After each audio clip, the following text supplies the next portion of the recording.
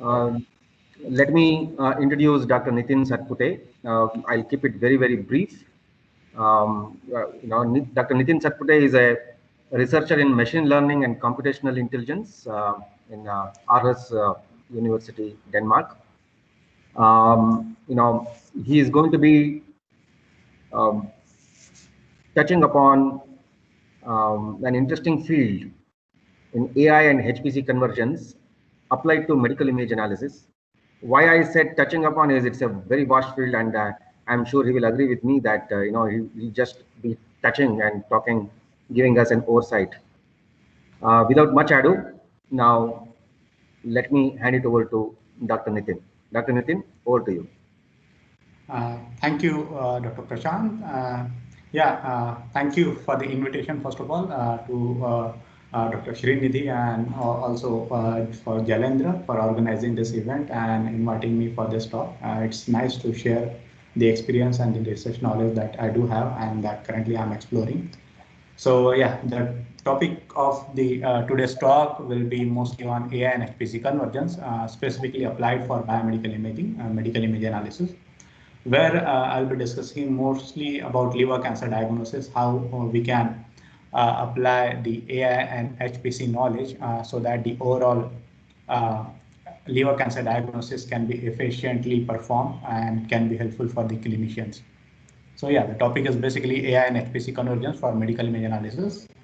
I'll go with the introduction. Okay, I'll just.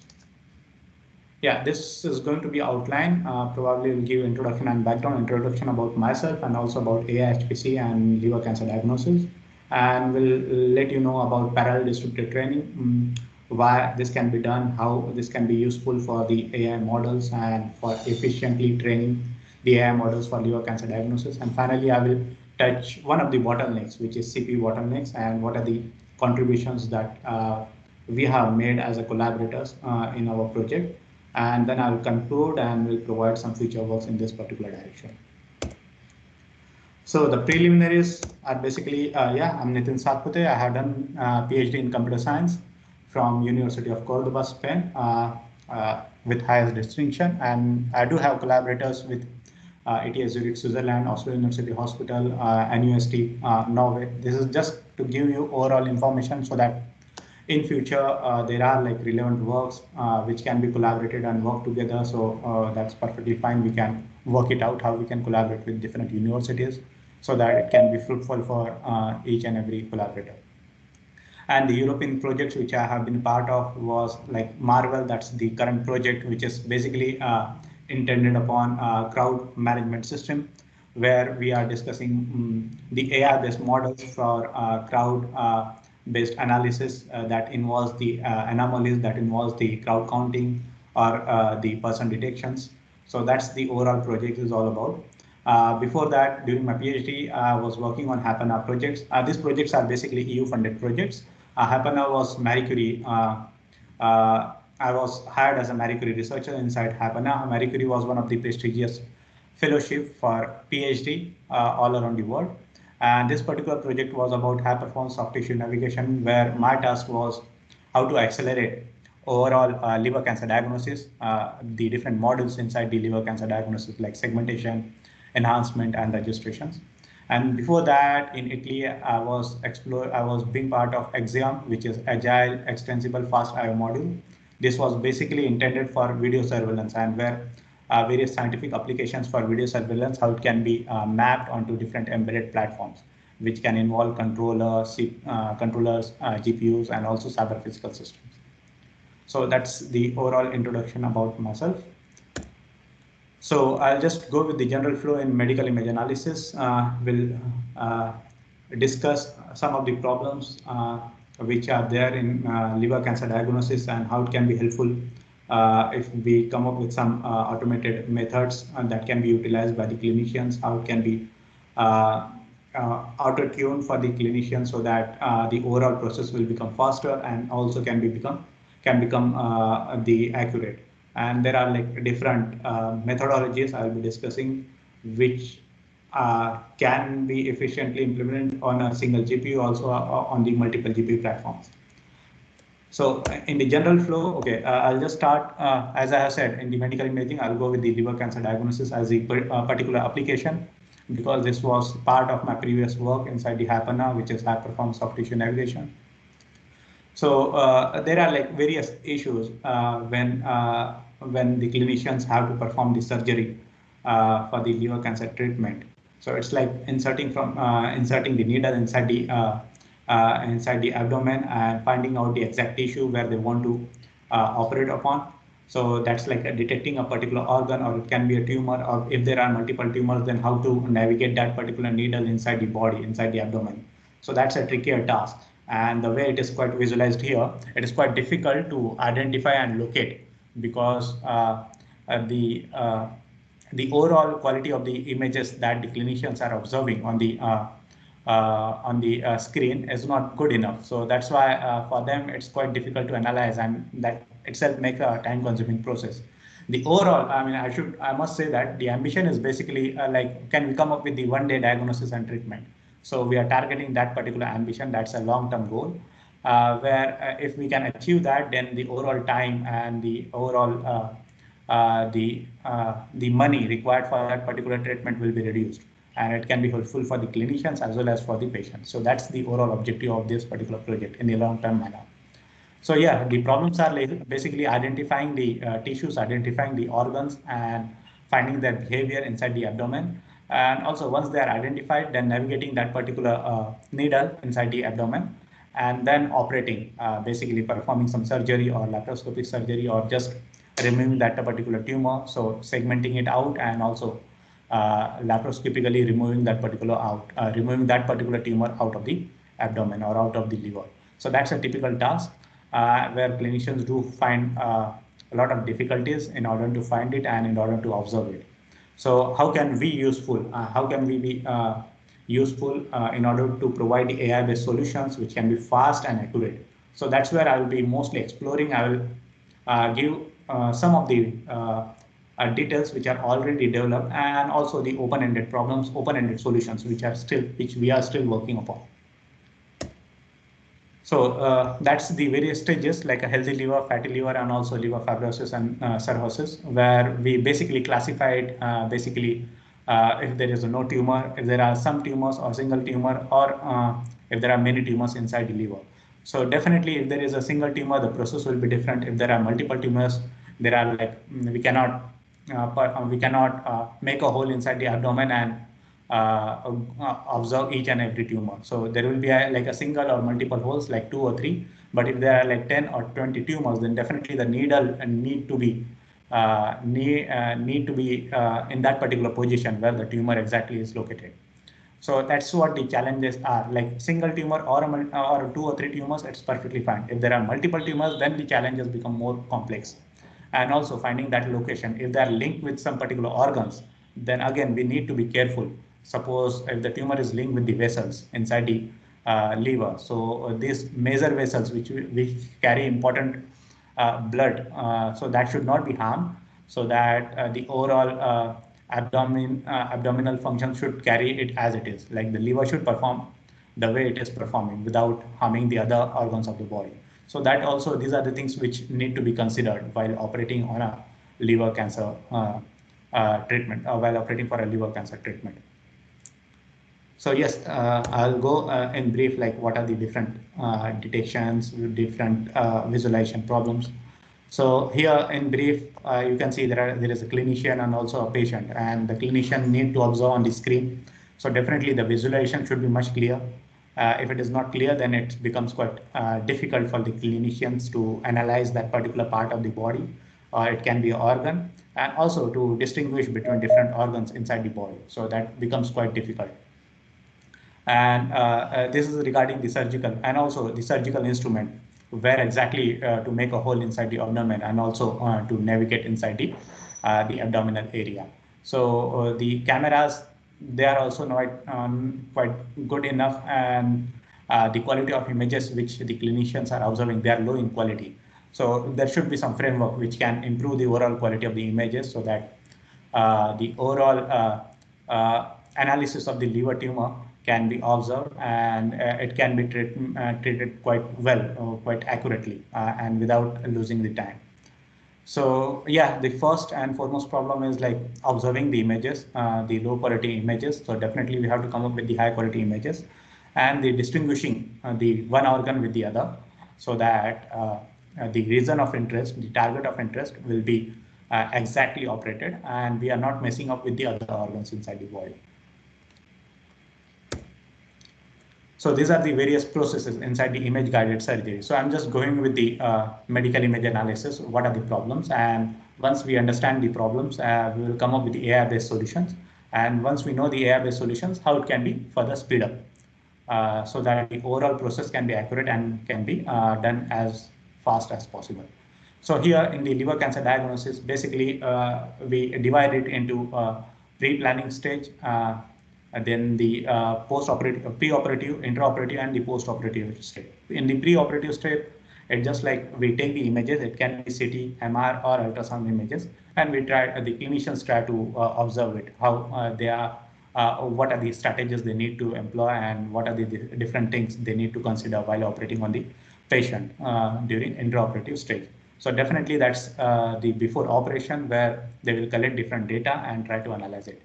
Once they have the pre-operative stage, they will come up with the planning, and once they do that planning, they will go into intraoperative stage, where there will be a live operation. And as I said, like definitely the needle, where exactly to make a hole and where exactly to track. So tracking will be another problem, where clinicians need to observe and need to locate the exact organ or exact tumor where they want to operate upon.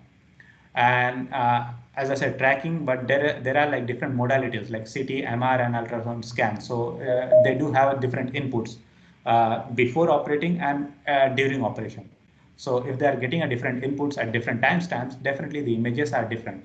So if the images are different, but they are giving the data about one particular tumor, then definitely they need to be mapped. There should be one-to-one mapping. So how to do that? That's what we call it as a registration. So if there is a CT and MRI scans taken at different timestamps, we need to merge that information together, so that the overall picture will be quite clear, and the overall information can be used for the by the clinicians to operate that particular patient more accurately. So that's where the registration comes into picture. And finally, definitely the visualization, where they are observing the images on the screen. So how the graphics GPU can be useful for visualizing the anatomical structure inside the liver, inside the abdominal body, and also distinguishing various tumors and vessels inside the body. So the visualization is also quite important part inside the image-guided surgery. So yes, they come up with the pre-operative model, where they make a plan, what exactly is the reason of interest, and which are the major blood vessels, which are the minor blood vessels, and which need to be targeted, and how it can be helpful for the clinicians, and without disturbing the major blood vessels, and the process can become faster, accurate, and it will not have any side effects further. So these are the plans they need to make it when they do CT or MR scans beforehand. So I'll just give the some of the information, what are exactly the difficulties that clinicians do observe. As you can see here, these are the low quality scans. So sometimes they do observe these low quality scans also. Not all the times they will get the proper images, which are perfectly fine. They can distinguish the boundary of the one organ with the other. So at that time, definitely they need to manipulate the images, which we call it as a pre-processing. So they may manipulate in terms of enhancement. They can modify the contrast of that particular CT or MR scans. They can perform the denoising, where they can remove some of the noises which are incorporated because of the MRI or CT scans. So these are the things they need to consider, like for the pre-processing step, in order to segment or in order to remove the tumors from the abdominal scans. So here, these are the low quality scans. If I ask you, even from my side, the liver or the tumors or the blood vessels, how to locate them, it's quite difficult. So for clinicians also, this is a difficult task, and it becomes time consuming. That's where they take a lot of time before calling a patient for the operation. So they take the images, and after a certain number of days or a certain number of weeks, they call the patient for the further treatment. But before that, they need to perform some pre-planning, and they need to analyze the data which they observe from the patient. And also this doesn't happen on a single day basis. They take one data on a particular day, another data on another day. So definitely there will be a difference of data, difference of information taken at different timestamps, and how to merge this two information so that the overall the diagnosis and treatment can be much more clear. So this is another example where I can show you, okay, how it can be enhanced and how can we detect and crop the particular liver. So definitely if we are talking about liver cancer diagnosis, so there is a cancer cells inside the liver. So we need to isolate that liver part and operate only on that particular liver. So we need to detect that particular liver part and then operate only on that particular part. What is the advantages? Definitely we are removing the unnecessary elements which should not be processed, and definitely we are trying to make the overall procedure faster.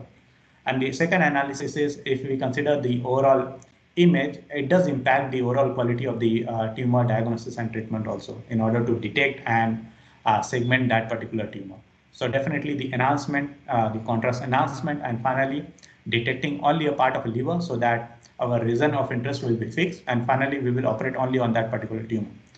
Another thing is, as soon as we enhance the overall contrast, you can see the tumor is quite visible here, but here in this particular image, it is not visible in the original image.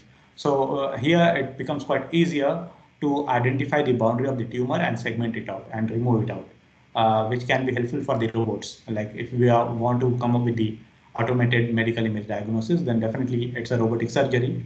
The robot can find it out, the boundaries of the tumors, and they can remove it quite easily. So that's the another example, just to detect a tumor in this low quality image. So you can see it's quite difficult identifying a tumor inside this particular image. And the same difficulty are observed by the clinicians also. So what if I enhance this particular image? So you can see, once I enhance this particular image, the overall contrast of the image is improved. At least two of the tumors, like as an eye person, which are not clinicians, they can observe it. One tumor which is present here, another tumor which is present here. But here it was quite difficult to identify and locate the boundary of the tumor. So it's a diffuse boundary inside the liver, because there is a fluid, there is a liver, and also liver is not of a one particular size in each and every slice. So the size of the liver is also modified, and also the shape of the liver in each and every slices. And accordingly, the tumor will present in some of the slices, and some of the slices it will not be present. So if it is present in some of the slices, then are these slices good in contrast? If not, what can we do? In the traditional approaches, the clinicians do vary the contrast of the overall slices manually. They just they do have some criteria, and manually they auto-tune the overall contrast of the image. And once they find, okay, this particular contrast is good, they fix it, and then they try to operate on that particular contrast, on that particular CT or MR image. So this is one of the example where clinicians do face the difficulties where the overall quality of the image is low. So I'm just talking about the contrast. The other methods are like by removing the noises inside the image and also finding the exact tumor, exact location of the tumor. In the current scenario, it's about COVID. So definitely I'm including one of the examples related to COVID. Here also, like identifying where are the symptoms, where exactly the COVID symptoms present, and how can we say, okay, the first or second, which one is COVID positive or not. So this is quite necessary, because if there are false positives, then okay, we can make them self-quarantine, or we can quarantine them. But what if they are like false negatives? So they'll be roaming here and there. So that's why we should reduce the false negatives, and it should be as low as possible. So this is a critical place. So if some patient who is already COVID positive, and the clinicians unfortunately observe them as a COVID negative, then it's quite difficult to track them, and also they can spread that particular COVID virus to other individuals. So what if this happens because of the automated surgery, the robots or the AI-based model, they find this particular scans and they say, okay, this particular scan is COVID negative. although it is positive, then definitely the accuracy of that particular model will be in question. So that should not happen. So in this case, definitely the overall false negatives should be reduced.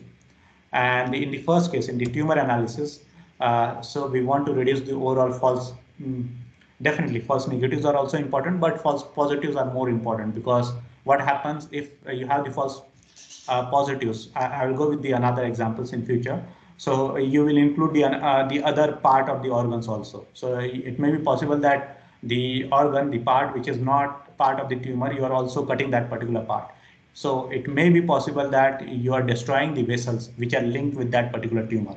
Although it is quite far away, but the AI model just detected the boundary, which is something bigger than the actual size of the tumor, and which includes the major blood vessels. So we are harming the actual blood vessels which carry the important blood, and that may impact the overall liver surgery, and it can have the side effects. So we want to reduce that. But here we want to reduce the overall false negatives, because the overall the patients which are COVID positive should not spread the disease. They should be identified, they should be detected, and they should be quarantined. So that's the trickier thing that need to be done, and that's a risky thing, because identifying these X-ray scans from here and analyzing the information is quite difficult. The same goes with the second scan. So I will just give another, the result, which one is positive or not. So the first one is COVID positive, another one is COVID negative. But as a naive naive people, we cannot understand what are the details. So definitely we have to go and ask the clinicians, which are the collaborators, and then they will tell, okay, this is particular information which need to be identified by the AI model, and accordingly they can say, okay, this is positive or negative. They can find out the results. So definitely the clinical expertise is much required, and so that once we have the AI-based model, we will have definitely a lot of images, lot of slices, and lot many volumes. It can be X-ray, CT, MR scans. Once we have the results, we need to discuss with the clinicians which are the images which are really diagnosed properly, which are accurate in nature. And once they approve, then we can go with our model. But if they're not, we need to take their opinions into consideration and again modify our model, so that the overall accuracy of the process can be improved, and it can be made faster by employing some GPUs or HPC platforms. That's the another example when we need to observe the blood vessels. So this is the ground truth, and I have employed some of these strategies, which are like traditional approaches, and we just check, okay, so there are also like permutation and combinations. If we want to identify and detect and segment all the vessels, so for that we need to employ the other strategies. But what if only one particular part of the vessels are required? So what we will do, we will try to come up with the semi-automatic steps. So where only one particular vessel we will target, and then that particular vessel will be segmented out. So that depends on the location of the tumor, where exactly the clinicians want to operate. And if it is somewhere nearer to the blood vessels, so definitely they will try to preserve these blood vessels, so that during surgery these blood vessels should not be harmed. So that's the important step that the clinicians need to understand. They need to take care. So the same thing we want to replicate in our AI models in order to perform the automated surgery. So for that, definitely the AI model need to be trained for various scenarios, for a single vessels, for multiple vessels, and also the vessels with tumors, vessels without tumors, because in some of the slices the tumors might be present, might not be present, but the vessels are present. So at that time, what will happen? How will be the overall segmentation accuracy? So there are like many slices, many different combinations. So this is only a single slice which I'm talking about, but in a single MR or CT scan, these are like 300 to 400 on an average slices. And like this, we have number of scans in order to train for the AI model, AI-based models. So for that, definitely we have to come up with some high performance computing platforms, so that overall analysis, overall training of the AI model can be made faster. So I was discussing about the false positives. So liver, the first image is basically the original CT slice, and we just perform some segmentation algorithm on the original CT slice. So you can see there's a ground truth, which is a figure number 3. So you can, if you compare the ground truth with the result, which is figure number 2, the figure number 2 is basically the segmentation algorithm applied on the original city slice, which is liver 1. So there are lot many false positives, and they are including the other organs of the abdominal images, which we don't want, because while operating, suppose it is an automated model and robot is performing a surgery. So it may be possible that during segmentation, they will remove the other part of the organs also, which we don't want at all. And we only want to concentrate only on one particular part of the liver. So at that time, it will be quite difficult and it may harm the other organs also. So this is something we need to avoid, we need to reduce basically, so that it will not have the side effects on the other organs. So what can we do? The other processes just improve the overall and improve the overall quality of the images. One way is improving the contrast, and then apply the segmentation algorithm. So this is fourth figure is basically we improve the contrast of the liver 1, and then we employ the segmentation algorithm, the same segmentation algorithm. This is basically the active control based model. This is not the automated AI based approach, but I'm just giving you the one of the examples. What can be the possible problems and how can we come up with the various solutions. So you can see if we enhance the low quality scan and then apply the segmentation approach, then the overall false positives are reduced. Now this organ is not a part of a liver, whereas in the figure 2, this particular organ was a part of a liver also. So here this particular thing is quite matching to the ground truth. There are other like quantitative approaches, quantitative methods which describe which result is matching the ground truth, which we observe from the clinicians, which we call it as a die-scores or intersection of over union or other metrics. So by considering these metrics also, we can find, okay, this particular lever or segmentation algorithm is quite accurate in comparison to figure 2, where we have applied the same segmentation algorithm on the original liver slice. So that's one of the examples where I'm just discussing, okay, this is really important in order to, we should consider to reduce the false positives as much as possible. So just to summarize all the details inside one particular framework, I have given the GPU because I have shown only the 3 slices, but there are like millions of millions of slices which we want to operate and which need to be processed in order to make the AI model more and more accurate. So definitely there will be a GPU and number of GPUs which are involved during processing. Now, based on the target, like if we want to target only the vessels, so the figure 1 is basically about vessel segmentation. So this is one of the approach where we can apply the gradient on the image and also the unit-based segmentation algorithm on the gradient of the image. So this can be one of the approach, but another approach is you take the original city slice as it is and apply the segmentation algorithm. What can be the final result?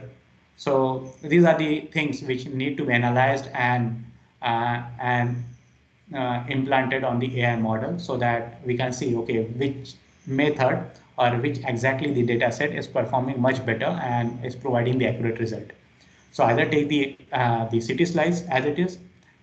If it is accurate, fine. If it is not accurate, perform some pre-processing. It can be denoising or it can be contrast enhancement. Check on the segmentation whether it is performing the accurate or not. The same thing, like apply the gradient, and on the gradient of the images, check. So there are like different gradient based approaches also. So that need to be considered.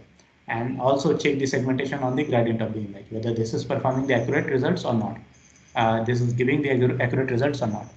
The same thing is applicable for the liver segmentation. So here you can see I have taken the original city slice, but I have cropped it.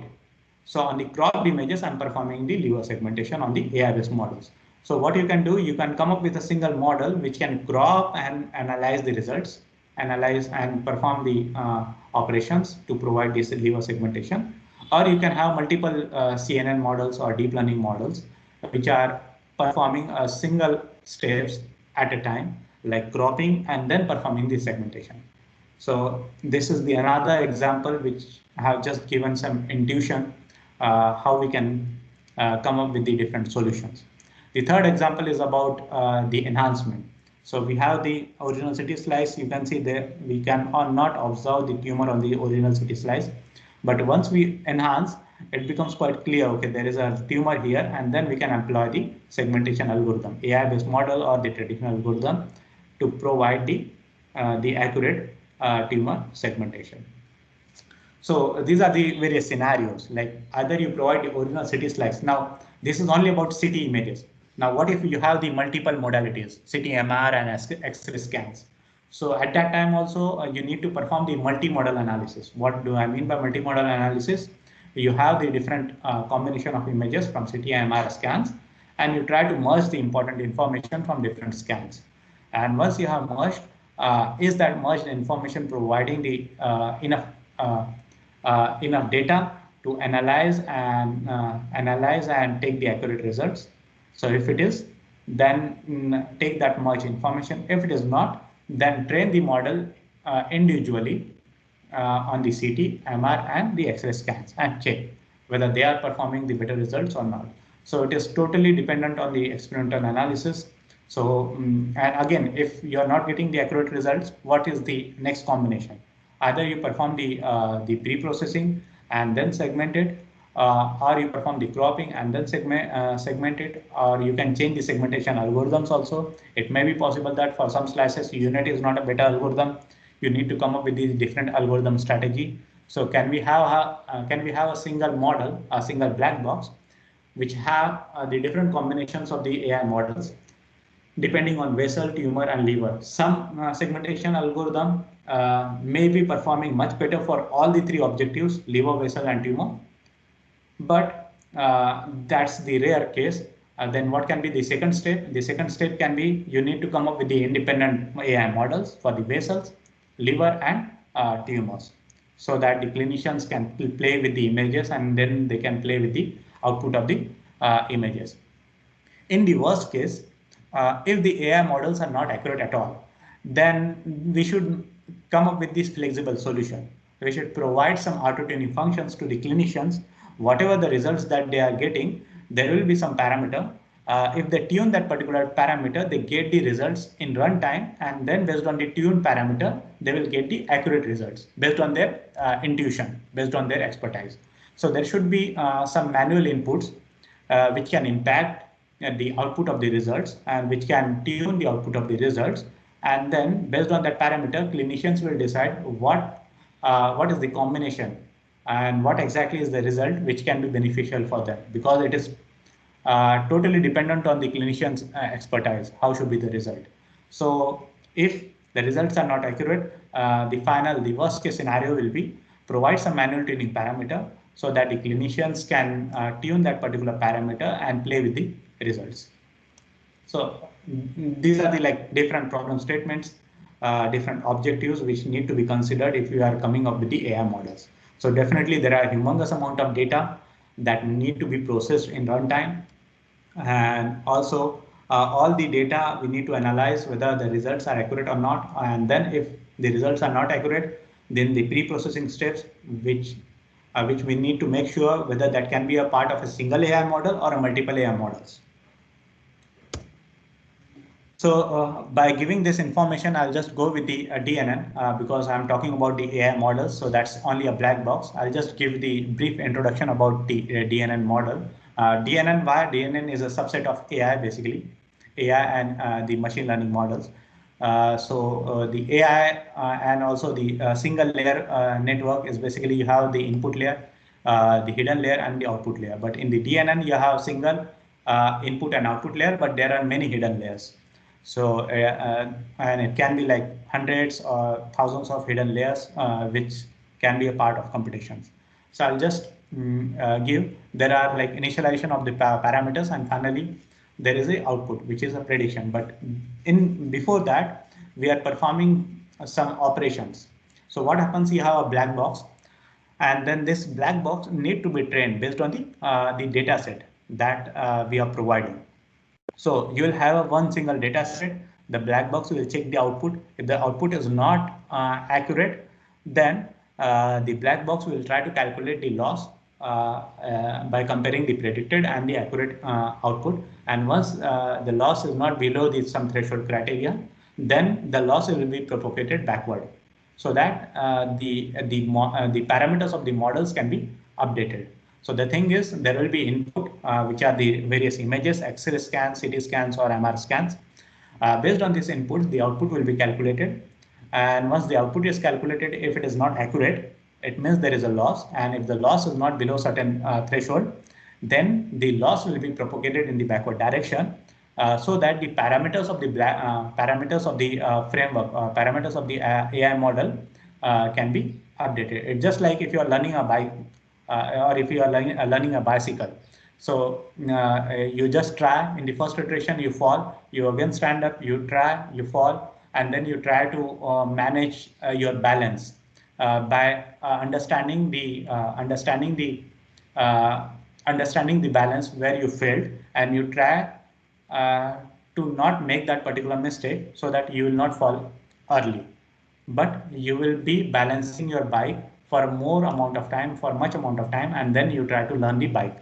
So it's just like learning, falling, learning, falling, learning, falling, until you try to come up with the exact solution. So the same thing is happening here.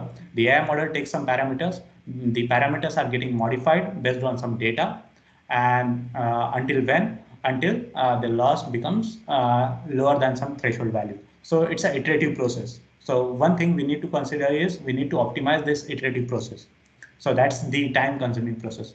Another thing is how much amount of data. As I said, it can be a millions of data. So definitely all the millions of data, if there is only a single computational unit, so it will take like infinite amount of time, years. So how can we reduce that particular amount of time if we have multiple computational units? So that will be the second bottleneck that I will be talking about. So as I said, like it's an iterative process. So we need to understand how the iterations.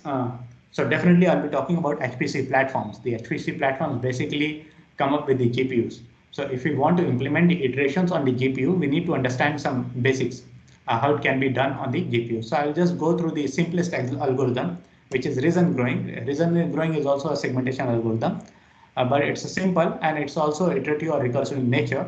How it can be mapped on a GPU, I'll just let you know, and then I will try to compare the AI-based training and the reason growing, and tell you, okay, what can be the possible solutions of the iterative algorithms if we want to implement it on a GPU or a multiple GPU platforms.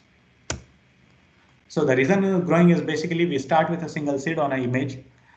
So there will be a single element, and that single element will try to find the similar neighboring elements. So if the similar neighboring elements are present, then the seed will grow in reason, and for the next iteration there will be a new set of seeds, which will be like the grown reason. So we'll start with certain number of seeds based on some criteria, the similarity criteria. The new set of seeds will be formed, and the reason growing will be activated again on the new set of seeds, and again the next set of elements will be calculated for the reason growing. So this particular process will be repeated until the reason cannot be grown further. So as the name suggests, we'll start with just like finding the number of students inside the same class. So what we'll do, we'll try to find one particular person inside that particular class, and we'll ask that particular person, who are your friends? So he will tell, okay, these are the friends, and then we will ask the friends of that particular person, who are. So we can try to come up with the more and more bigger and bigger result. So the similar funda we are applying. So as I said, that's a recursive algorithm. That's an iterative algorithm. We start with a seed, start with a single element, try to find the similar neighboring elements, and again we perform the same strategy on the similar neighboring elements, so that the next set of similar neighboring elements can be formed. So algorithmically, this is basically the SRG kernel, which is the iterative in nature. You can see there is a loop here. So we need to map this particular loop onto the GPU. So there are various ways. So the basic way is basically the kernel termination and relaunch. I will let you know what exactly that means, and the problems with KTRL, which is a CPU bottleneck, basically. And then how we are coming up with the various solutions, and what is the main main block of that particular solution, which we call it as an inter-block GPU synchronization strategies. So I'll just give you the brief introduction when we want to implement the iterative algorithm on a GPU. So that's the KTRL. So what happens? I have shown you there is a loop. I'll just go through that particular slide. You can see there is a loop which is a SRG kernel.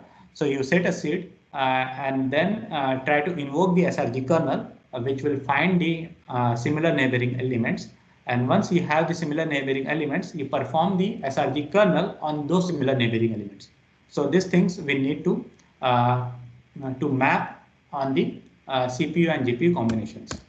So here the SRG kernel is basically mapped onto the GPU. So what is happening here on a CPU, on the host, basically we call it as a host, the seed is set.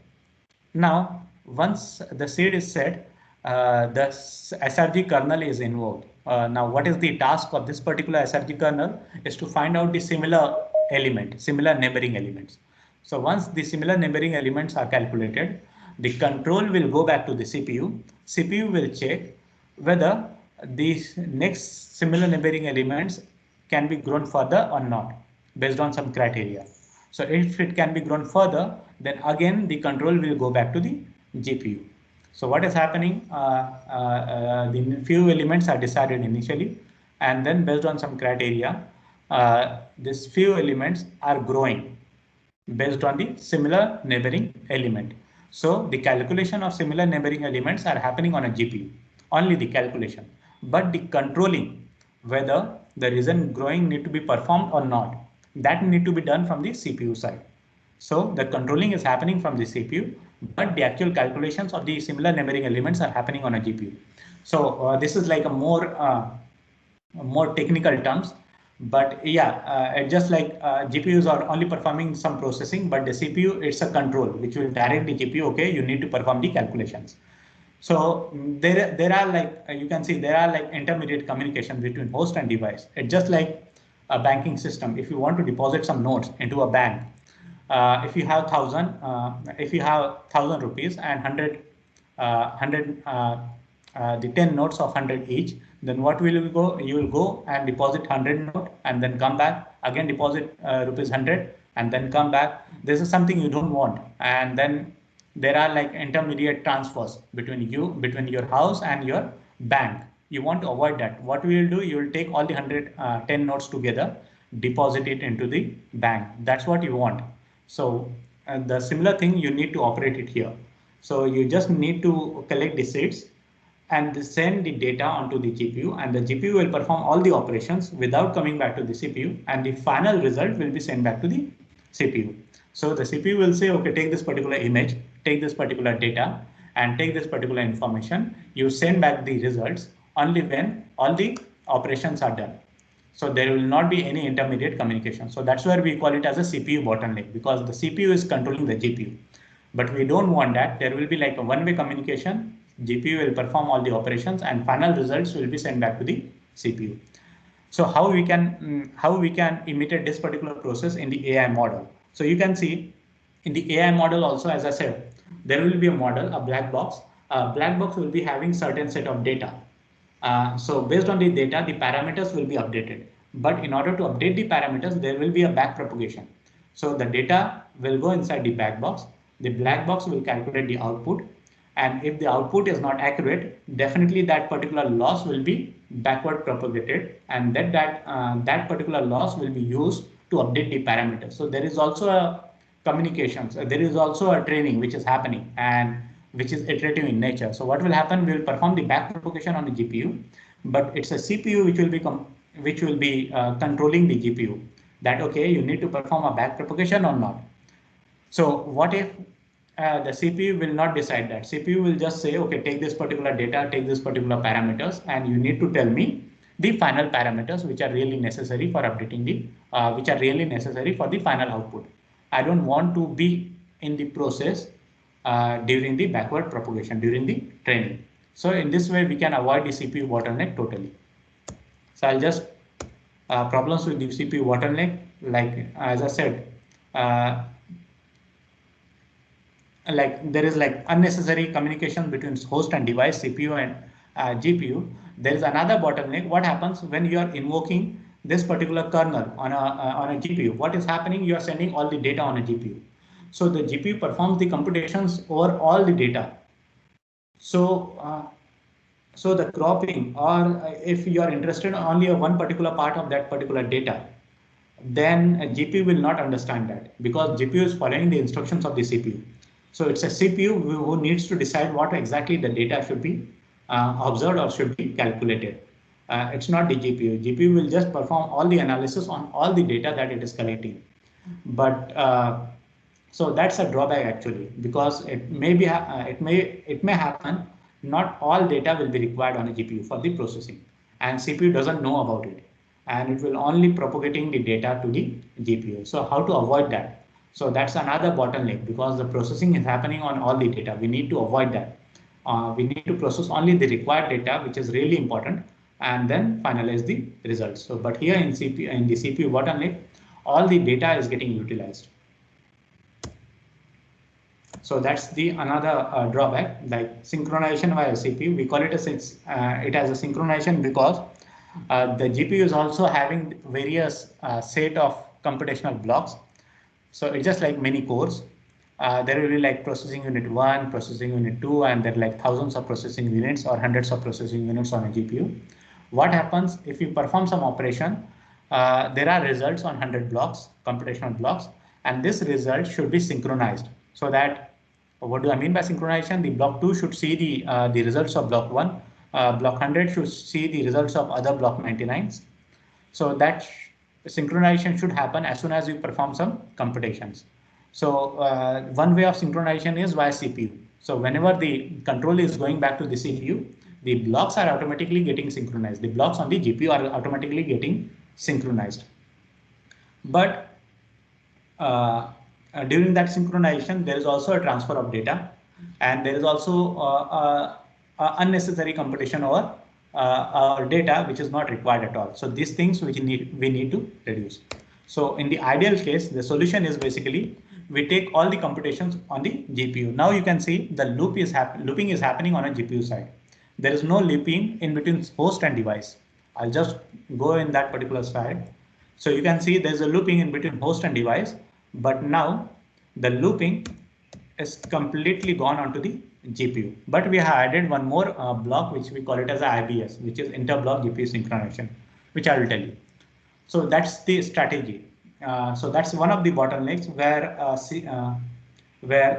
the involvement of the CPU can be avoided totally. So here what we have done, we have started our computations, and we have provided all the data which is required by the GPU. And then GPU will perform all the computations, all the controlling, and then once the results are finalized, and then the final results will be sent back to the host, which is CPU.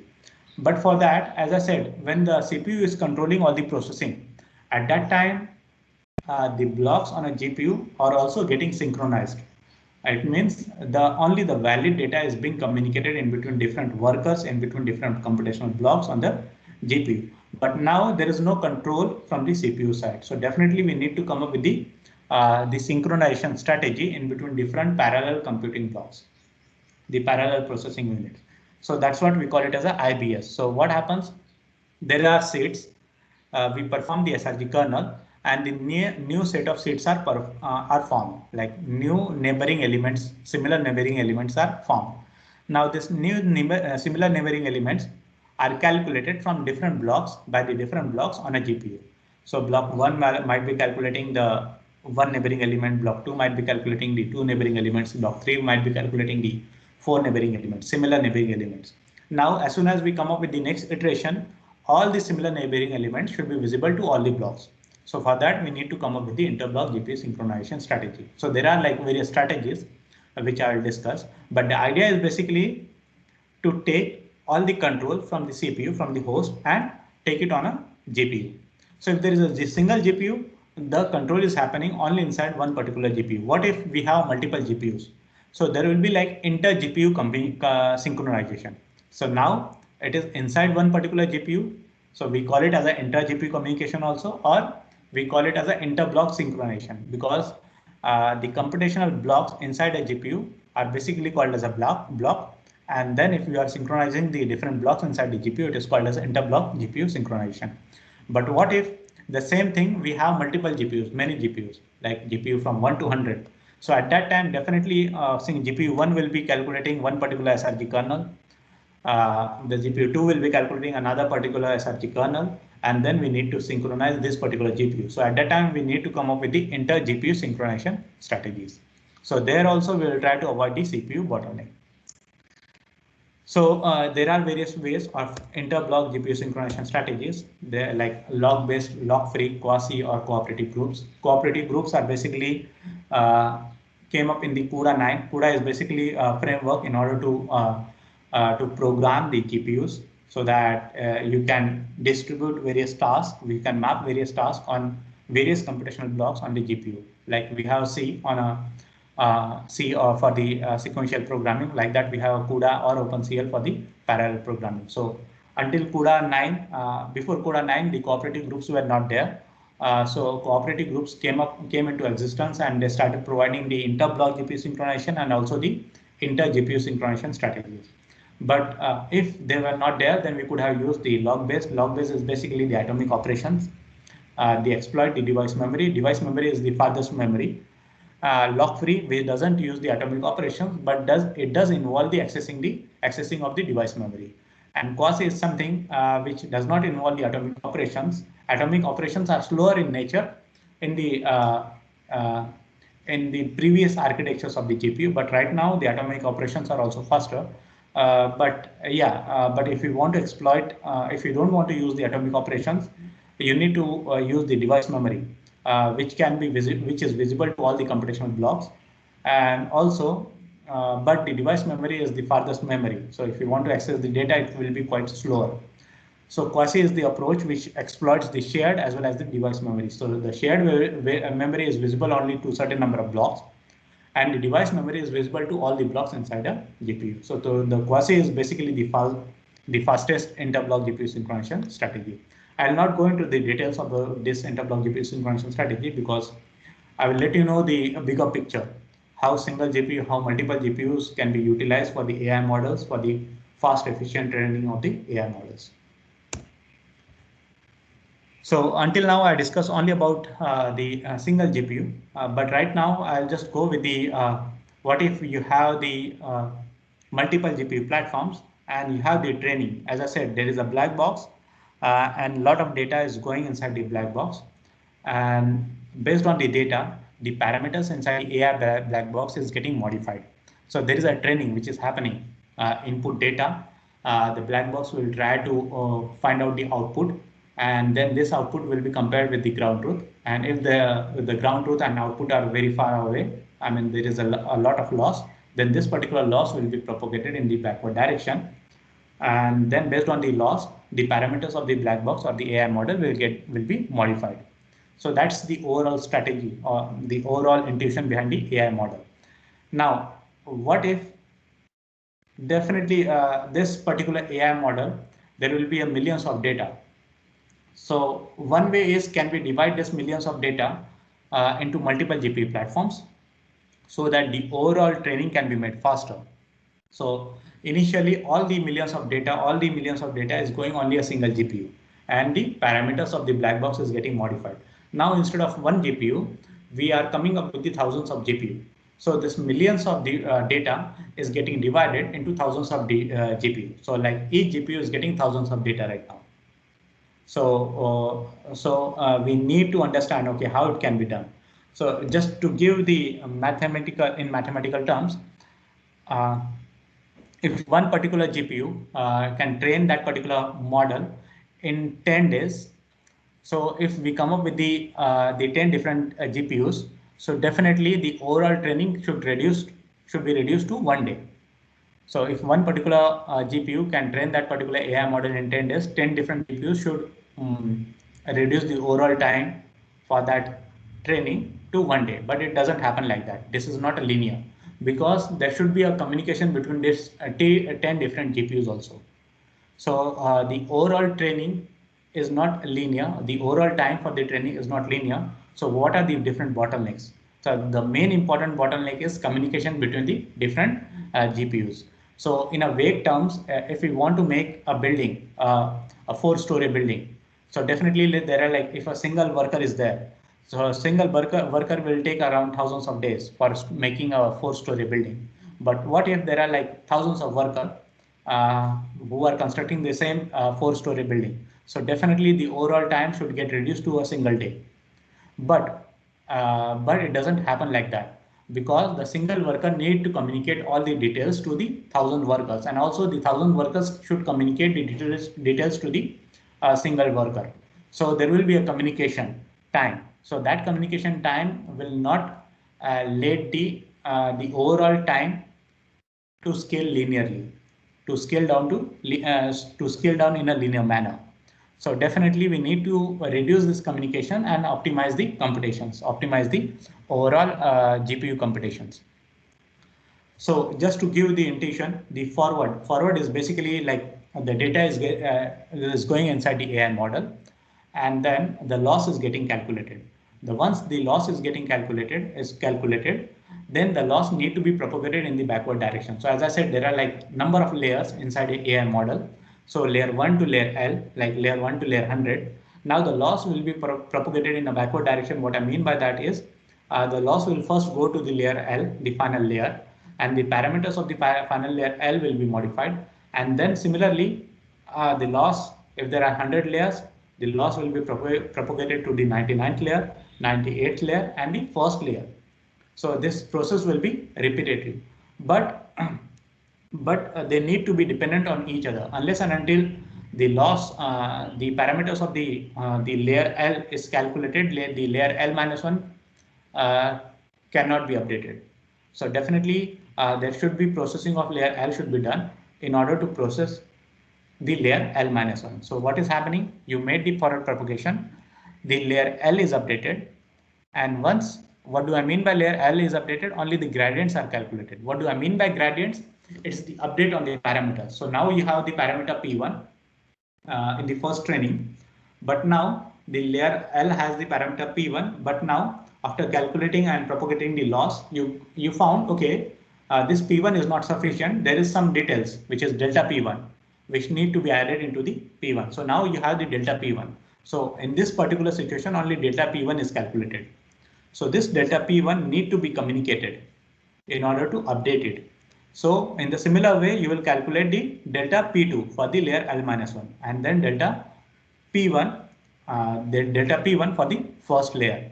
So you calculated all the gradients. So the general scenario is calculate a loss and then calculate the gradients from backward to the first layer. So you have gradients from the layer L to layer 1. And once you have all the gradients, you try to communicate it so that you can update the model. What do I mean by update the model is you can add this particular gradients to the original model. So one way is what you can do. You can calculate all the gradients, and then once you have calculated all the gradients, you communicate these gradients and then update it. But there is a problem. You need to wait for all the gradients to get computed. So you don't want that. So as soon as you get the gradients of the layer L, you need to communicate it. You get the gradients of the layer L minus 1, you need to communicate it, so that you are pipelining overall computations and communications. You are not waiting for the layer L or your layer L in order to process the layer L minus 1. So you want to communicate as soon as the parameters are calculated, the gradients are calculated. So you are not waiting for the gradients, all the gradients, so that in order to start the communication. So one way is what you can do. You are just, as soon as you are calculating the gradients, you are trying to communicate it. So layer L, the gradients are calculated, it is communicated. The similar way, the layer L minus 1, the gradients are calculated, they are communicated. So that's one way. Another way is what you can do. Definitely calculate all the gradients and then compress it. But again, as I said, like you need to wait for all the gradients in order to compute it. But here what you are employing, you are compressing it and then communicating and then decompressing. So you are applying the encoding and decoding strategies. So in a naive term, what happens? Suppose there is a highway, and there are like thousands of cars.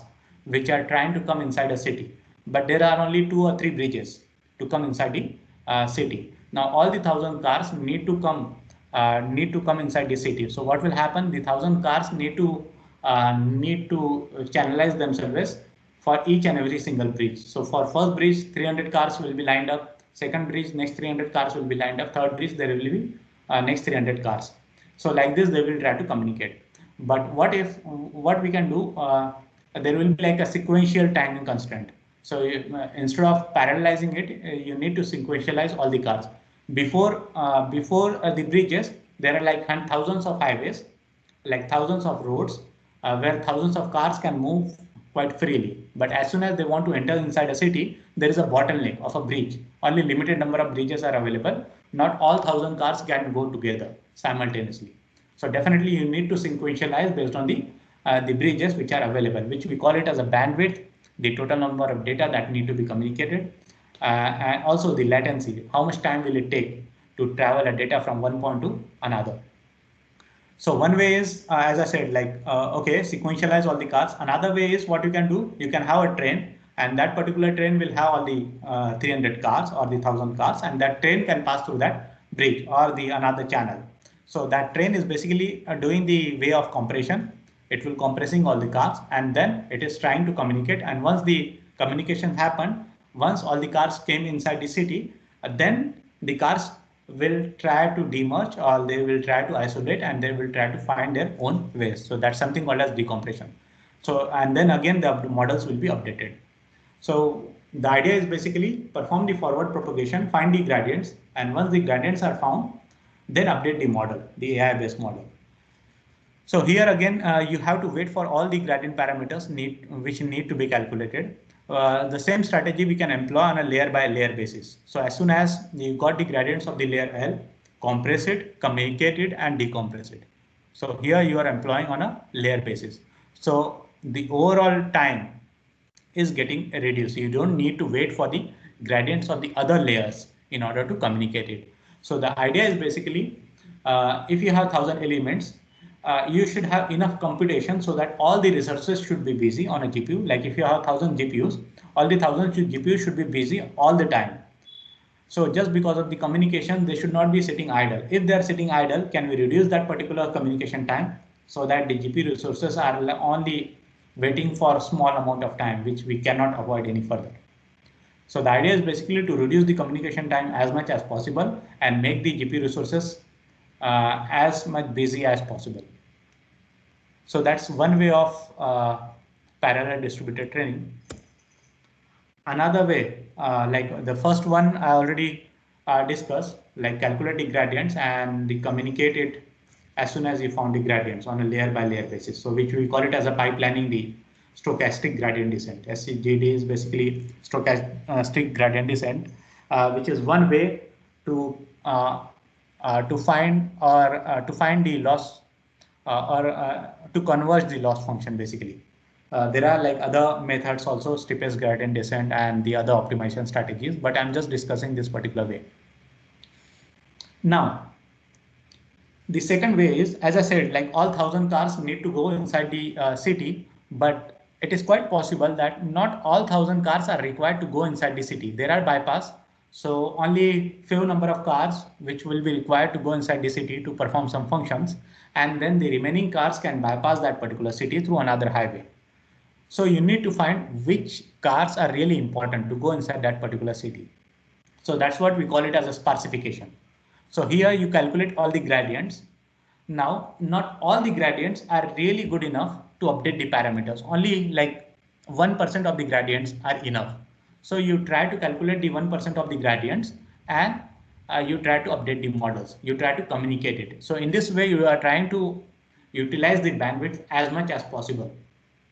So the idea is basically you need to check, okay, what are the parameters which are really significant, whose gradients are really impacting the output of the AI model.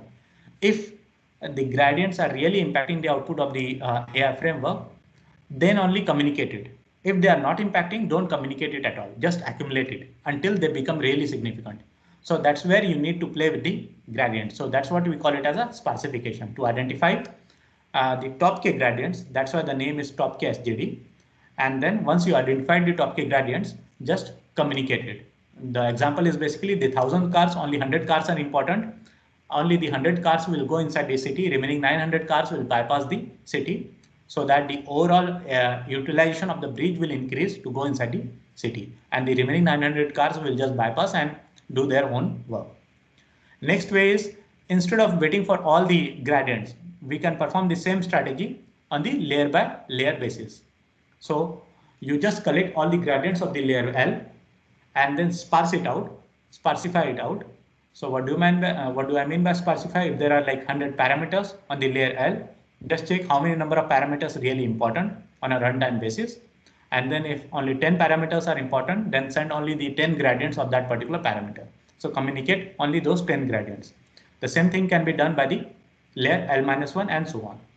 So that's the communication strategy. So here also you are trying to optimize the communication as much as possible. The parameters which are really significant, communicate only those parameters. If the parameters are not significant at all, don't communicate it. Just try to accumulate, and once they become significant, then only communicate. So here we have performed this strategy on a layer by layer basis. What if your bandwidth is not getting utilized? Suppose your bandwidth allows you to transfer 100 gradients, but due to this sparsification, you are sending only 10 gradients.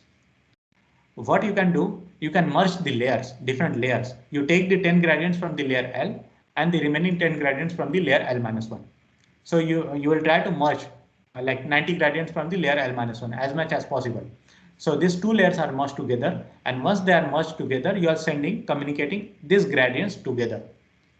So you calculated all the gradients of the L, you found only 10% or 1% of the gradients are good enough, which are impacting the output. Then the calculated gradients are like for L-1, you calculated the gradients, only 1% of the gradients are good enough. You merge these gradients and communicated it. So like this, you are trying to utilize the bandwidth more efficiently, or the channel more efficiently, just like a bridge. So if you have 100 bridges to go inside the city, only 10 cars are getting utilized. So now you know that bridges are not getting efficiently utilized. So what you will do, you will try to find remaining 90 cars which can be sent inside the city efficiently. So once all the 100 cars are together, they can be utilized to send inside the city, and your bridges are getting efficiently utilized. So the idea is basically your resources should be occupied as much as possible. Your communication should be low in between GPUs, and also you should have enough processing so that the GPUs are not waiting for each other. So that's the idea behind this parallel distributed training. So so that's where the AI and HPC convergence comes into a picture. So here, now you can say, okay, I'm not discussing about medical imaging at all, but the thing is, there are like data which are coming, which is like medical images. So as I said, like there are different combination of medical images, CT, MRI, X-ray scans, which are coming inside the AI model.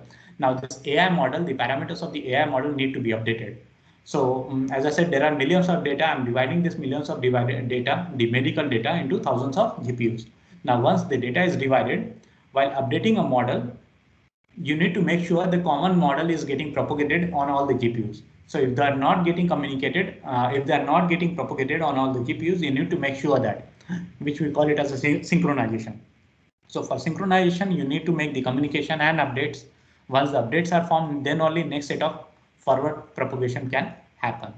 So in this way, millions of data can be mapped and scheduled on the thousands of GPUs.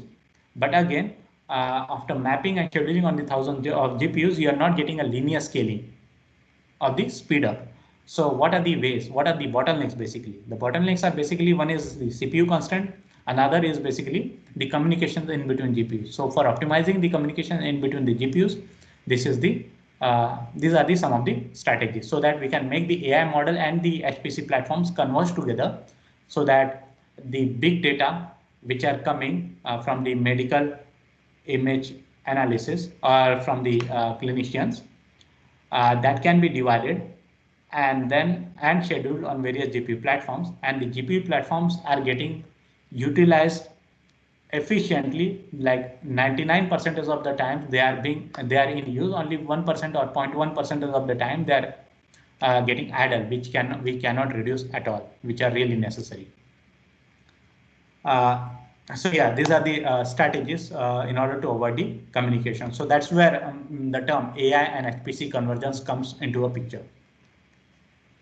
Okay, I'll just, there are like ways, I'll just check if it is it fine if I go further, Jalendra? We do have time, right? Dr. Nitin, we do have 12 minutes more. You can go ahead. Yeah, perfectly fine. Yeah. So I will just give more. Yeah, I'll just give more depth to the CPU bottleneck. Right now, I have discussed only about the parallel distributed training, how to optimize the communications. Now, as I said, like one way is you just distribute the data, and the GPUs will be doing all the tasks together. If they want to compute, they will compute. If they want to communicate, they will communicate.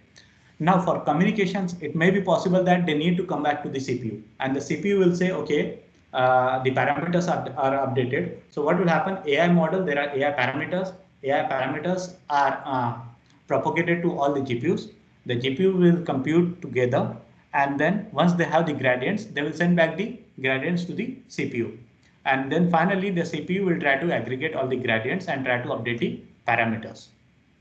So here also there will be a CPU bottleneck. So that's why I have given the simplest example of reason growing. But here, how it can be used, how the CPU can be used, and where exactly the CPU bottleneck is.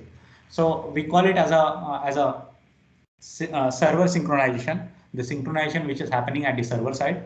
Uh, uh, so where the server is basically a CPU, and then all the gradients are coming together at the CPU side, and then the CPU will make sure all the gradients are merged, all the gradients are accumulated, and once the gradients are accumulated, it means only a single model is available, and the single model is ready for all the GPUs for the next set of iterations. So now again, there are like communications between GPUs and the CPU side. So that's where the CPU bottleneck comes into a picture. Until now, we were only discussing about GPU communications, GPU 1 and GPU 2 and GPU 100. So all the GPUs are communicating with each other. But right now, we are also going in one more stage ahead where all the gradients are getting communicated on the CPU side, which is a server. So as I discussed, we need to avoid this communication. And then what are the various ways? So again, I will go back to the reason growing as an application. So there is something called as grid stride loop. So what does it mean? So basically, if you have thousands of tasks and 10 GPUs, so the 1,000 of tasks are getting divided into 10 GPUs. So each GPU will be having 100 tasks. So what happens if you don't use this grid stride loop? So if you use the original traditional method, which is kernel termination and relaunch, which incorporates the CPU bottlenecks. At that time, out of 1,000 tasks, out of 1,000 jobs, the division of the work will happen randomly. So it may be possible that the 100 jobs are randomly chosen and can be scheduled to the GPU 1. The remaining 100 blocks randomly chosen and will be scheduled to the GPU 2. So it is not up to the hands of the user. Now, as soon as you try to use this grid stride loop concept, it's up to the hands of the user, up to the programmer to allocate only the particular blocks to the particular task. So I will choose, okay, only one, the first 10 tasks are important and they should be allocated to the GPU 1. The remaining 10 tasks should be allocated to the GPU 2. So that particular flexibility is provided to the user. So that's where I'm here. It is the tiles are basically the task, the works, and the persistent blocks are basically the active blocks. So normally what happens when we invoke the original method, so suppose you need the 1,000 blocks. So the GPU will invoke directly the 1,000 blocks, but it is definitely possible that the resources corresponding to the 1,000 blocks are not available. So what will happen? GPU will invoke only the active blocks, and these active blocks will try to perform the task of the 1,000 blocks. So at that time, the users don't know how many number of active blocks are present. So that active blocks will be scheduled randomly on the random number of tasks. Or the other, that's not up to the hands of the user. But here, the how many number of active blocks are present, it means how many active resources are present on the GPU. And based on the active resources, you know, only 4 active resources are present and there are like 16 tasks. So you will try to perform the iterative algorithm. It's just like a grid start loop or loop unrolling kind of thing. So you perform the loop unrolling on a single core. There are like 4 cores. Then you're trying to perform the loop unrolling on the 4 cores. So that's the basic concept which we want to perform on the GPU side. One question you can ask is, okay, for iterative or recursive, you have a stack. I mean, you have a recursive algorithm for a CPU side, but why don't you implement it on a GPU? What happens? You want to implement the recursion on a GPU. There is something called as dynamic parallelism. So when you invoke a dynamic parallelism, initially there will only be a one GPU which will be part of a computation. After that, the one GPU will invoke the several other GPUs to take part into computations, and the several other GPU will invoke another certain number of GPUs, which will be more the number of the GPUs which are present in the previous recursion. So like this, the overall number of GPUs will increase. So there are like limited depth which are acting as a bottleneck for the recursion to be implemented on a GPU, and we don't have a implementation for a recursion on a GPU. So that's why the other way is implementing a iterative based approaches on a GPU. So we do have a stack on a CPU side, but we don't have a stack on a GPU side. It's just like GPUs are not meant for the dependency based calculation. They are meant for the independent calculations happening on independent data. So that's why we need to come up with the iterative based algorithms to perform the calculations of the recursive algorithms. So there are two ways. One is static, another is dynamic.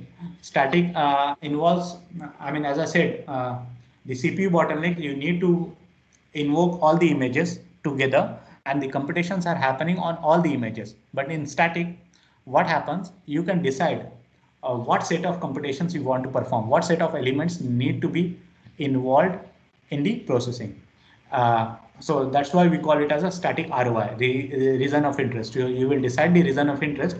Only on that reason of interest, you will try to perform the computation. So we call it as a static reason of interest or static computation. Dynamic, you decide the reason of interest.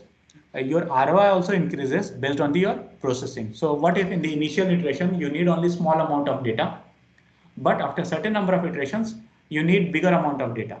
So your ROI, initially you will know 4 blocks, which will be performing only a small ROI.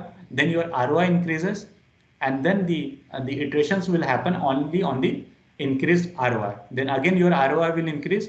Then your iterations will happen only on the increased ROI. So that is called as a dynamic approach, which we call it as a persistent thread block approaches. So I'll give you the figure. So this is the static approach. So you can see the total number of blocks, which is around 8 by 8, which is 64. And on this 64 blocks, the lever is mapped. Now, if I'm talking about the static ROI method, so this 64 blocks are constant. Although the processing is happening, you can see on a step 1, only this particular region is grown because the static ROI is the same, 64 blocks in all the 4 steps. So you decided how many grid of blocks are required to map this particular lever. So then you map the lever on this number of blocks. And once you map this lever on the number of blocks, you have only 4 persistent blocks. So you can see there are only 4 blocks which are part of the computations.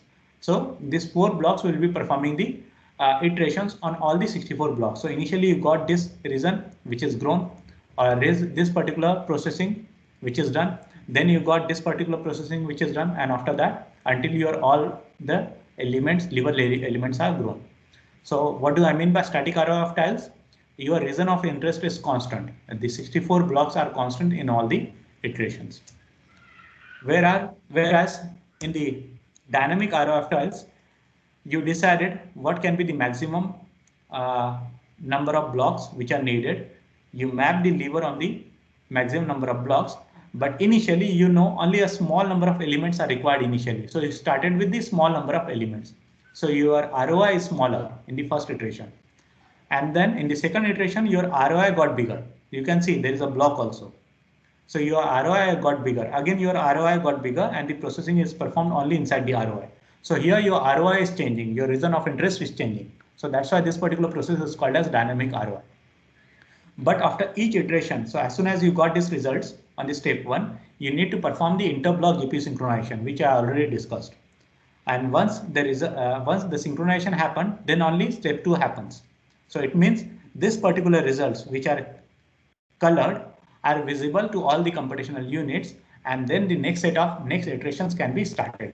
So the next iteration started, again the interblock GPU synchronization will happen here.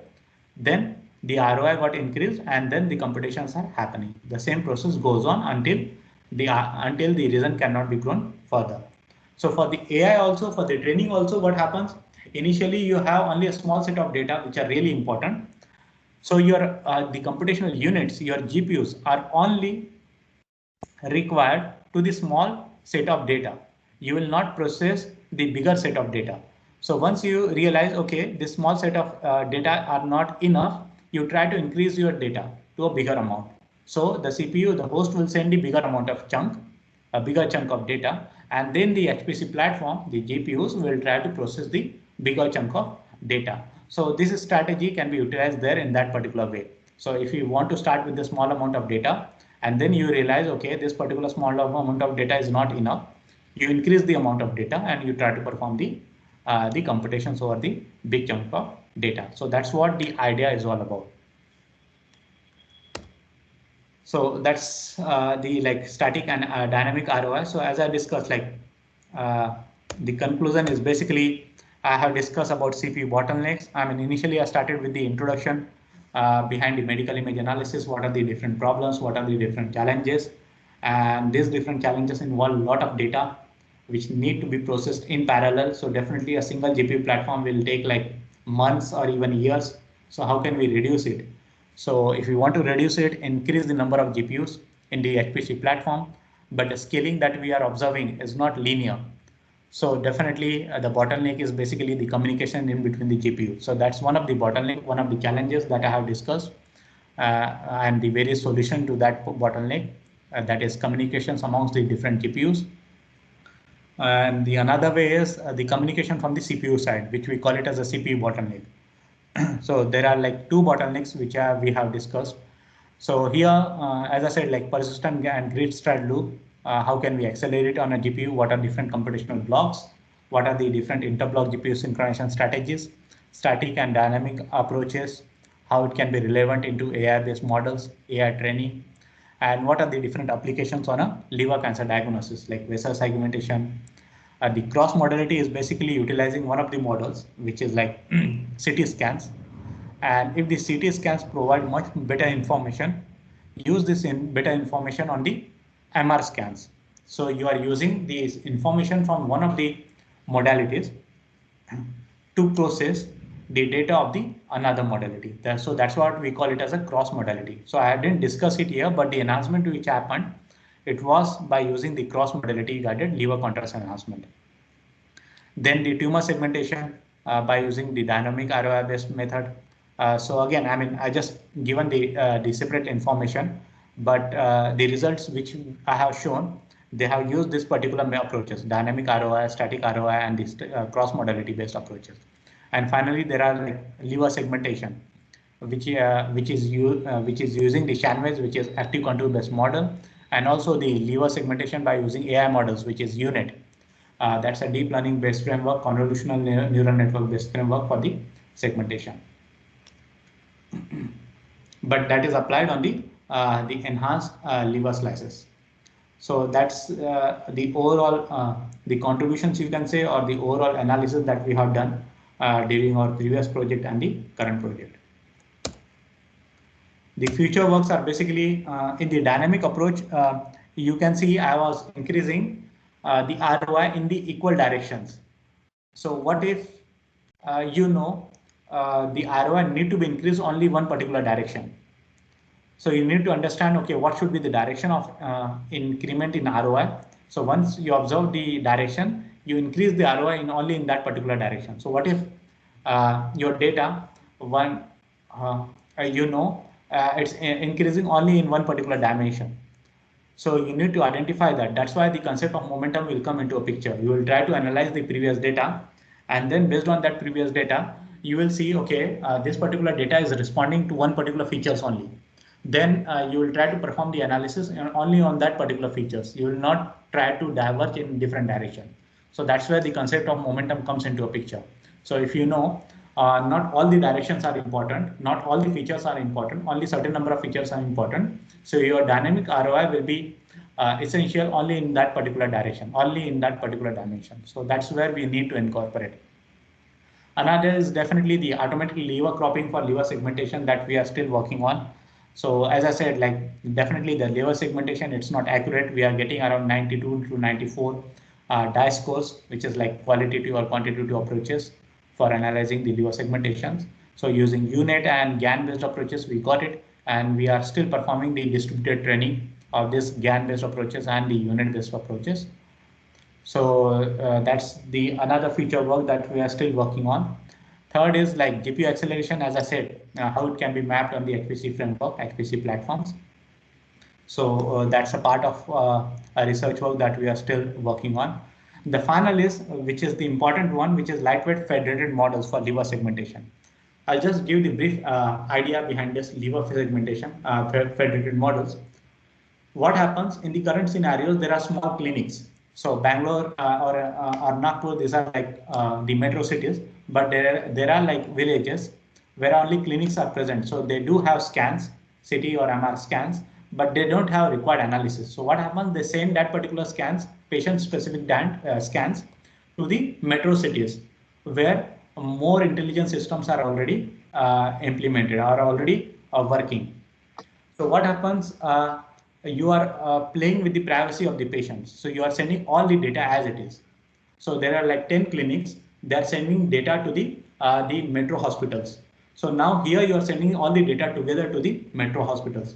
What if we provide all the computations or all the processing powers which are lightweight in nature to all the clinics, so that they will do their own training on the data that they are observing or they are getting from the patient, and based on the training, only the parameters which are updated, they will be sent back to the centralized server. So these clinics will have the model from the centralized server, and the replica of the centralized server will be available to all the clinics, and these clinics will collect the data from the patients, and based on the patient specific data, the parameters will be updated, and only those parameters will be transferred back to the centralized server in the metro hospitals, and then they will try to analyze the results. So here you are not sending the data of the patient as it is, you are preserving the data in the local clinics, and also the privacy of the patients are preserved, and you are trying to make the system faster. You are only sending the parameters of the AI model, so that the overall AI models will be updated on the centralized server side, which are in the big multi-specialty hospitals. So that's what the idea is all about regarding this fast, efficient, lightweight federated models for lever segmentation. So instead of sending the lever data or the patient-specific data, don't send the data as it is. Just send the parameters which correspond to that particular data, so that the privacy of the patient-specific data can be preserved. So that's the idea of this particular feature work which we are targeting right now, and this is also submitted in one of the project proposals in the European Union. Acknowledgement, most of the research work has been done from the HAPANA regarding liver cancer diagnosis. But again, like regarding distributed training and everything, that particular work I have done in the current project, which is the Marvel, where we are trying to analyze the different GPU frameworks and what are the communication bottlenecks, what are the CPU bottlenecks. So these are the things which are done from the current Marvel project. But the most of the work from the liver cancer diagnosis side is being done from the HAPANA project, which is also the EU-based project. And that's where I got the funding for the Marie Curie, and that's where I did my PhD under that particular funding. And that's some of the references. And if you have any queries, some discussions, I will be glad to take your inputs and also to discuss various dimensions in this particular work. Thank you all. Wonderful, Dr. Nitin. Very, very deep insight into your work. Fascinating, the trade-off that you have made in overcoming the computational and communication bottlenecks. I am sure, I have many questions, due to the paucity of time, we will take a couple of questions. I think Yeah. Subramaniam, KK Subramaniam has a question. Go ahead, Mr. Subramaniam. Yes, sir. Nitin, thank you. Thank you for the talk. Yeah. In your image processing slides, you refer to only ultrasound, visual images, and MRI images. Yeah. In terms of resolution, I think recently a lot of the thermal imaging has improved in their ability to provide resolution that is in between the ultrasound and the visual. And given the subject of your topic, which is treating tumors, being able to detect tumors have a distinct thermal characteristic compared to the much richer contrast compared to the visual this one. And thermal is also a lot more easier to handle than MRI, which involves soft X-rays. So I just wanted your thought on where you see thermal fitting into this whole this one. That is my first question. My second question is the image processing today fast enough for the clinician to do it in real time, or is this something which requires a pause? That is, the analysis does and takes a few minutes, and then the clinician has to go and sort out the false positives and the false negatives. Over to you. Thank you. I mean, they're really deep. Thank you, Subramanian sir. I mean, they're really deep, and definitely I need to think about it. So one thing is, regarding thermal analysis for the tumors, definitely we wanted to go into that particular direction. But the thing is, getting that particular amount of data to analyze, that's a typical task. Right now, yes, we get more and more information if you do the thermal analysis of that particular tumor or the liver data. But the thing is, where exactly to get it? First thing is definitely we try to communicate with various clinics, but in collaborations that we have, they say they do have right now only the CT or MRI or ultrasound scans. They don't have the other modalities. Another thing is definitely once they have the scans, the problem is getting the ground truths from the thermal imaging. So that's where just to point at references, this thermal imaging was not considered good enough for medical till around 1978 or so. And after 1978, I think FDA has approved the thermal imaging in medical field, but I have not seen too many people pick it up. There have been some references of using thermal images for breast cancer, for detecting breast cancer and all that, but the research there is not sufficient enough to declare the gold standard. So if you depend only on clinical sources for your thermal images, then you may not get it yet. But within the research labs, I think there should be sufficient data available on with the thermal imaging. And particularly recently, there has been a lot of software developed to combine the thermal image with the visual image. If you look at FLIR, that's a company which does a lot of work in this area. They have cameras which combine the there is an edge detection from visual. Those are the high frequency data with the thermal image, which is the low frequency information, so that the combined image is a lot more useful than either the thermal or the visual one. Just a pointer. But I think this, at least the technology has reached a stage where it can be used in research institutes. It may not have percolated to the level of clinical data because of the gold standard requirement in medicine. Right. Yeah, I mean, honestly, I mean, we didn't explore in that particular direction, but as you said, like, okay, if it is still under research consideration, so one way is like if thermal imaging is not up to the mark, like a gold standard, and then what we can do, I mean, we can try to merge this particular thermal imaging along with the other modalities. As you said, like software. So it's already being done. There are a lot of research going on, but it's very slow because, it's like you said, it's a chicken and egg problem. Researchers don't pick it up because they don't get sufficient data from clinicians, and clinicians don't use something unless it goes through research and gets the gold standard stamp. Right.